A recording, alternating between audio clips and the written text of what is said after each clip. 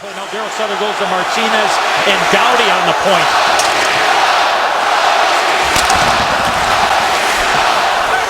Crowd thundering, Brown out in front, shot!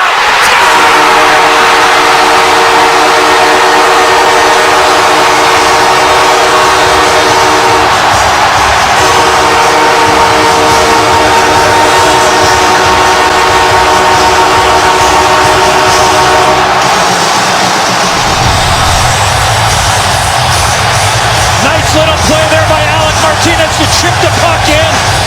He wins the battle, and then Mike Richards, what a pass to Dustin Brown, and Brown goes upstairs on Marty Brodeur. The big boys have come to play for Los Angeles. Drew Doughty, Mike Richards, and Dustin. For the first time in their 45-year history, a Stanley Cup for Los Angeles.